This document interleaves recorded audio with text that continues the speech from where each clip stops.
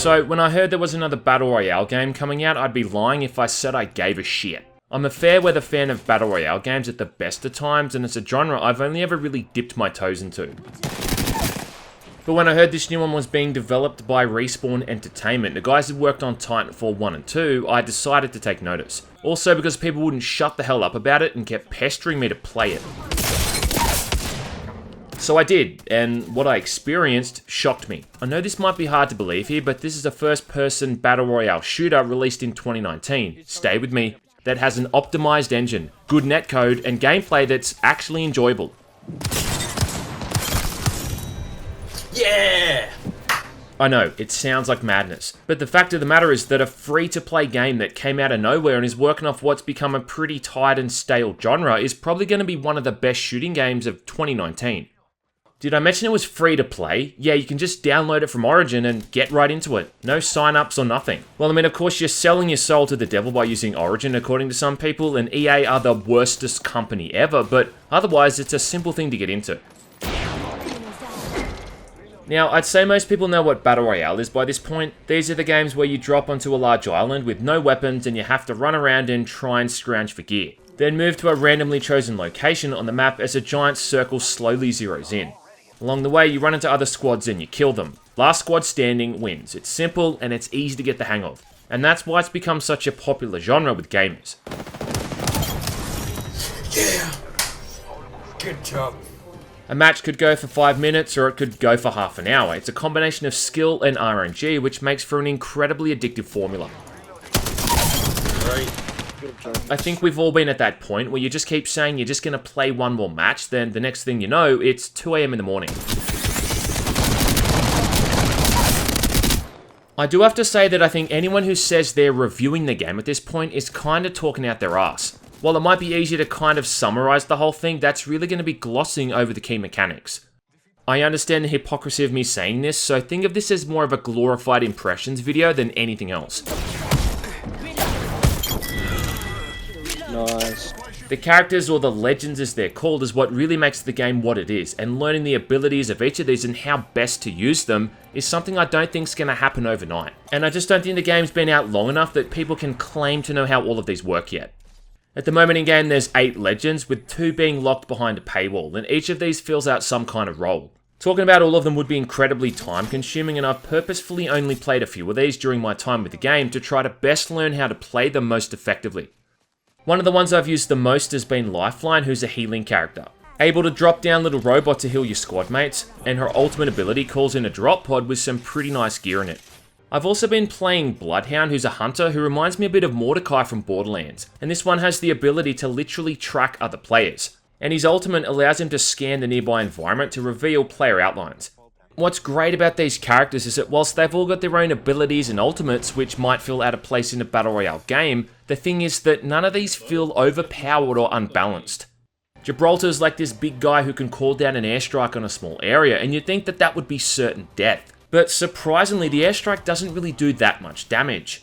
It's more about it being a means of forcing players to reposition themselves, which ideally for the person who's called the airstrikes in is going to work to their advantage. Same thing with another legend named CAUSTIC. Now this dude can throw out some kind of acid grenade that covers an area in a damaging cloud for like 10 or so seconds. But again, it's not something that's used for outright damage, more so to control the positions of enemy squads and flush them out of hiding spots. A legend like WRAITH offers up even more tactical options. She's like the edgy ninja character that can phase walk and create little dimensional rifty things, allowing the guys in your squad to move through these and cover ground much quicker. This is in pretty stark contrast to other games like Overwatch and Black Ops 4, where the abilities of certain characters were just basically free kills. Schwacked. It's going to get to the point where YouTubers with more time on their hands than me are going to start doing breakdown videos of all the different legends. You know, going over their strengths and weaknesses, and this is just with the current roster. I mean, I'm sure the plan is to add more in later down the track. Same thing goes for the weapons too. Apex Legends reuses a lot of guns from Titanfall 2's multiplayer mode, which is fine. I mean, the games are set in the same universe, so it makes sense. And like all Battle Royale games, you're constantly on the search for guns and ammo, along with attachments and other shit to keep you on your feet. Ammo's broken down into either light, heavy, energy, or shotgun shells, so you don't need to fumble around for a specific caliber or anything tedious like that. And you can see the color of an ammo type and instantly know if it's what you need. Out of all the characters I've played, the movement just feels super fast and responsive too. There's no wall running, not that it really matters, but there is ledge grappling, and combined with using zip lines, you can just get around really quickly. If you play Titanfall 2, it's basically the same, just without the wall running. One of the coolest things now is how you can slide. So if you press the crouch button when sprinting and a hill is steep enough, you can just start sliding down it, which looks and feels great. Not to mention it just looks cooler than running, which makes you look like some kind of pleb. And it all goes into making this what might be one of the most thoughtful and considerate Battle Royale games I've ever played, just in the way that it has all these features and mechanics to improve the base experience. I just keep playing it and finding these new things and thinking, how has no one ever thought of this stuff before?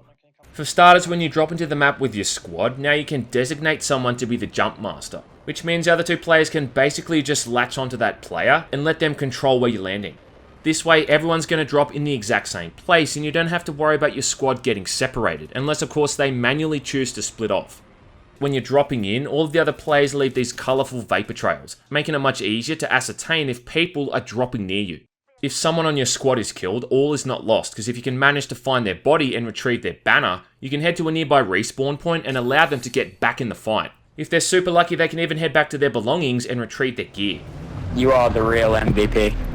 It's good because it actually encourages people to stay in the game and not just rage quit to the main menu when they're killed. And I've had matches where I've died but respawned, and then we've come back to win the whole thing.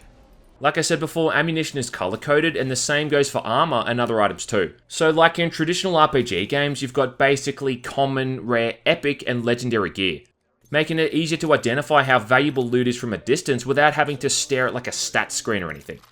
And picking up an attachment's going to automatically equip it on the applicable weapon, unless it's an inferior version of that attachment. And speaking of inventory, every item has its own keyboard binding to make it super quick to scroll through them. Healing items are mapped to 4 on the keyboard, and throwables are mapped to G. It's just such a really well thought out system that makes everything so easy to immediately come to grips with, without spending hours fumbling around like an idiot, and as a result the learning curve is a lot more lenient. Even something simple like being able to ping locations in game, specifically pinging an enemy location. Like, seeing as callouts are so important in Battle Royale games, it's amazing that it's taken someone so long to include this mechanic. I also appreciate the fact that the game runs as well as it does. After I bought a 144Hz monitor a while back, I've just kind of turned into a bit of a douchebag, in the way that anything less than 144 frames just feels like hot garbage. And Apex Legends, all things considered, seems to run pretty damn well. In fact, I don't think it had any issues the entire time I played it. You can expect a bit of slowdown when you're dropping in, but most of the time the frame rate is just rock steady, and that plays a huge part in making the aiming and the shooting a hell of a lot easier. It's not the best looking game though, but it gets the job done, and I can overlook that because of the performance. There are odd things though, like for some reason you have to play in a squad of 3 at all times. Even if you solo queue, you're always going to be put into a group with 2 other people. Now, this isn't bad in theory because the game facilitates teamwork, and the inclusion of the pinging mechanic means you can communicate things to other players without needing voice chat. But the issue is that if you see an enemy player, well, the chances are that person's going to be with another squad. And squads are either made up of 3 people playing together in perfect unison, like the 3 tenors, or 3 random players who are just kind of winging it. If you're forming the latter, you're probably going to lose the majority of encounters. Even if you're just a duo taking on a 3rd random squad mate through matchmaking, it's going to seriously affect how well you play. So I guess my point is that to get the best experience out of playing this, you almost have to play it in a 3-man squad. And I understand that not every single gamer has 2 other people to play with all the time, but I think this really might be the make or break factor for a lot of folks. I will say too though that I'm surprised there hasn't been any backlash over the microtransactions in the game, considering you have to pay up to $20 for cosmetic skins. But I guess the fact the game is free to play means people are somehow overlooking this. It's going to be interesting though to see how it all goes in a couple of months when they start bringing out some new content, and people start shitting over the devs for trying to pay the bills.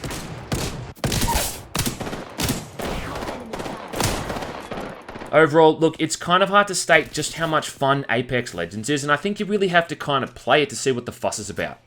There's not any secret reason as to why it's so fun. In fact, it's painfully simple. It's just something that most developers working on these Battle Royale games have failed to capitalize on. I could go on and on about all the features and mechanics. I could break everything down, analyze the map and the way it flows like an asshole, but that's not what makes the game as good as it is. Do you want to know what the secret is? Because it's really very easy to sum up. You just need good hit detection and netcode. good engine optimization, and smooth movement controls. That's really all there is to it, and it's something that Apex Legends has just absolutely nailed. That's why people are enjoying this thing so much, and it's the reason why it's now got something like 10 million people playing it. Coming off games like PUBG and Blackout, where the netcode was as reliable as a fart in a hurricane, and even other popular PvP multiplayer games like Rainbow Six Siege. I mean, as much as I love it, but it's still a game that has some absolutely bullshit hit detection and desync issues, where you lose gunfights and sit there scratching your head feeling like you were robbed. Apex Legends has just managed to come out of nowhere, with relatively no connection issues or any of the other dramas that usually plague games of the same caliber. And it's shown that you can still have fun with a Battle Royale game, even in 2019. So all I can say is, where are we landing?